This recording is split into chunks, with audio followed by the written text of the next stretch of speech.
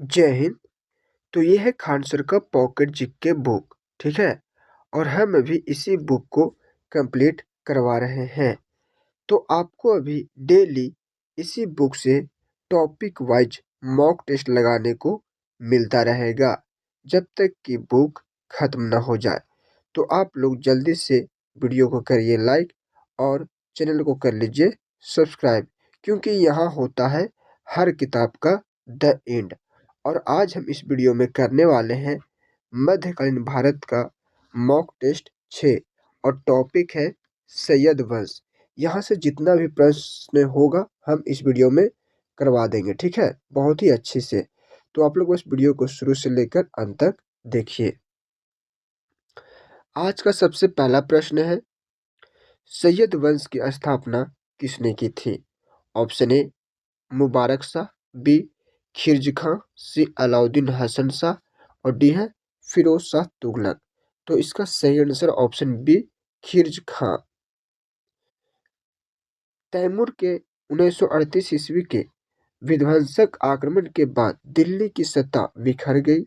इसी राजनीतिक अव्यवस्था में 1414 ईस्वी में खिलजी खान ने सैयद वंश की स्थापना की।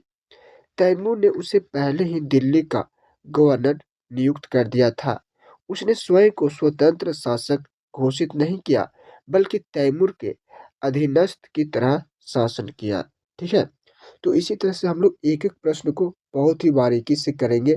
तो आपका काम है कि आप शुरू से लेकर अंत तक देखिए और कमेंट में आंसर बताते चलिए, ठीक है।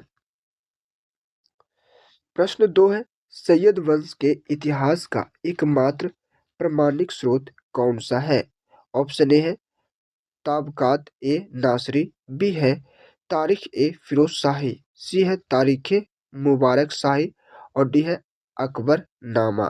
तो दो का सही आंसर हो जाएगा ऑप्शन सी तारीख मुबारक शाही।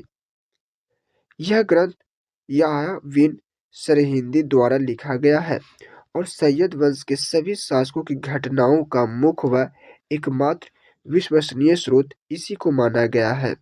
भारत के सभी इतिहासकार इसी पर निर्भर रहते हैं। प्रश्न 3 है, खिलजी खान ने अपने सिक्कों पर किसका नाम अंकित करवाया था? ऑप्शन ए खलीफा का, बी है तैमूर और उसके पुत्र शाहरुख खां, सी है मुबारक शाह का और डी है किसी का नहीं। तो 3 का सही आंसर ऑप्शन बी हो जाएगा तैमूर और उसके पुत्र शाहरुख का। खिलजी खां अपने को स्वतंत्र शासक नहीं मानता था। वह औपचारिक रूप से तैमूर और उसके उत्तराधिकारी शाहरुख की अधीनता स्वीकार करता था। इसलिए उसके द्वारा जारी किए गए सिक्कों पर उन्हीं के नाम अंकित करवाए गए। अगला प्रश्न 4 है, खिलजी खान ने कौन सी उपाधि धारण की थी? ऑप्शन ए सुल्तान, बी बादशाह, सी रईते आला और डी है अमीर उमर। तो सही आंसर ऑप्शन सी रईते आला। खिलजी खान ने सुल्तान की उपाधि नहीं अपनाई। उसने सिर्फ रईते आला कहकर स्वयं को जनता का संरक्षक एवं उच्च सेवक दिखाया। यह उसकी सीमित राजनीतिक शक्ति का प्रमाण था। अगला प्रश्न 5 है, दिल्ली में जमात खान मस्जिद का निर्माण किस शासक ने करवाया? Option A Mubarak Shah, B Alauddin Hasan Shah, C है खिलजी खां और डी है मोहम्मद शाह। तो इसका आंसर बताइएगा। सही आंसर क्या हो जाएगा? ऑप्शन सी खिलजी खां। सैयद काल के निर्माण बहुत कम मिले हैं, पर दिल्ली स्थित जमात खाना मस्जिद खिलजी खां द्वारा निर्मित प्रमुख वास्तु है। यह उसकी धार्मिक नीति और सुन्नी प्रभाव को दर्शाती है। प्रश्न 6 है, खिलजी खां के वजीर यानी प्रधानमंत्री कौन थे? Option A Malik Sarwar, B है मलिक दाऊद, सी है मलिक तोहफा और डी है मलिक खैरुद्दीन। तो सही आंसर ऑप्शन सी मलिक तोहफा। मलिक तोहफा को मलिक उस सर्क और ताज उल मुल्क की उपाधियां मिली। वह प्रशासन में अत्यंत प्रभावशाली था और खिलजी खां के सबसे विश्वसनीय मंत्री के रूप में जाना जाता था। प्रश्न 7 है, खिर्ज खां के सहना तथा नायब ए दीवान कौन थे? Option A Malik Daud, B Malik Surawar, C Malik Tohfa और डी है मलिक खैरुद्दीन। तो सही answer option B Malik Surawar. खिर्ज खां के शासन में प्रशासनिक विभागों का विभाजन स्पष्ट था। उस समय सहना तथा नायब दीवान का प्रमुख पद मलिक सुरावर के पास था। प्रश्न 8 है, खिर्ज खां के राज सचिव का नाम था?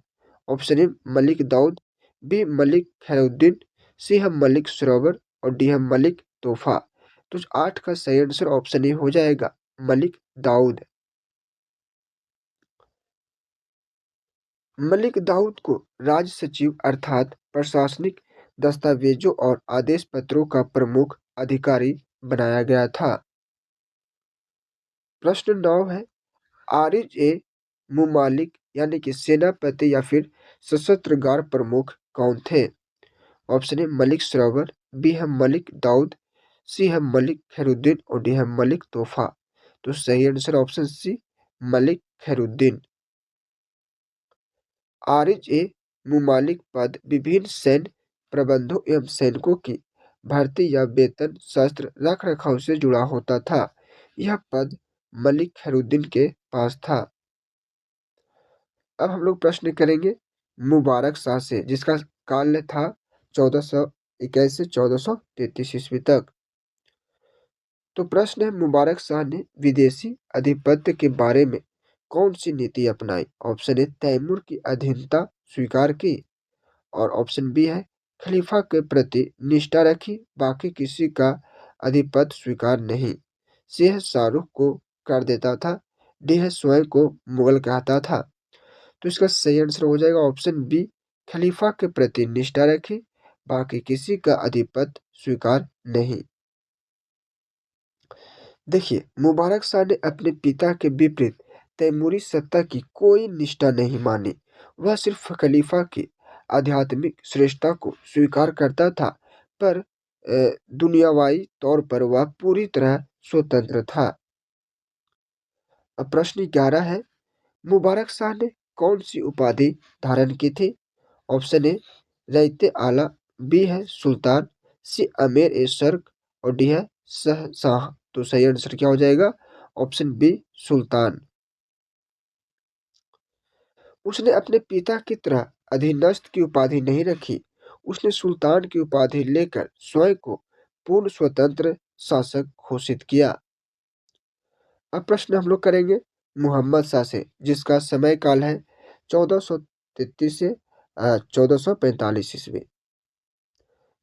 यहाँ से प्रश्न है, मोहम्मद शाह किस वंश से संबंधित था?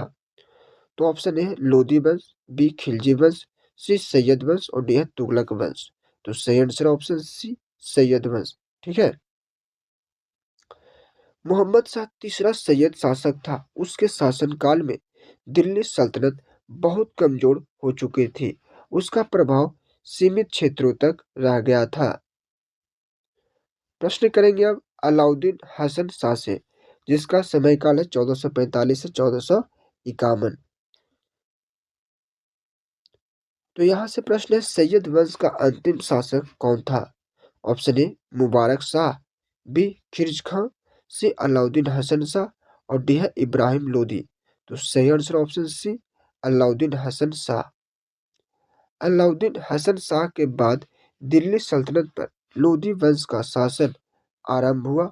उसने सत्ता 1451 में बहलोल लोदी को सौंप दी। प्रश्न 14 है, सैयद वंश के पश्चात कौन सा वंश सत्ता में आया? Option A Tughlaq, B Khilji, C Lodi और डी है मुगल। तो इसका सही आंसर हो जाएगा ऑप्शन सी लोदी। बहलोल लोदी ने 1451 ईस्वी में सैयद वंश का अंत कर लोदी वंश की स्थापना की, जो दिल्ली सल्तनत का अंतिम अफगान वंश था। ठीक है। तो यहाँ से प्रश्न सारा हो गया डन। जो भी इम्पोर्टेंट प्रश्न था हम करवा चुके हैं। अब आप इसे 1 से 2 बार देख लीजिए। पूरी अच्छी तरह से याद कर लीजिए और हाँ, वीडियो को शेयर ज़रूर करिएगा। कमेंट में फाइनल स्कोर ज़रूर बताइएगा और वीडियो को लाइक नहीं किए हैं तो कर दीजिए और चैनल को सब्सक्राइब कर लीजिए। तो मिलते हैं अगले वीडियो में अगले टॉपिक पर। और हाँ, हम लोग जो ये खान सर का पॉकेट जीके बुक है उसमें से एंशिएंट हिस्ट्री कंप्लीट कर चुके हैं, जिसका प्लेलिस्ट हम बना दिए हैं। आप जाकर वहाँ से वो सारा वीडियो भी देख सकते हैं।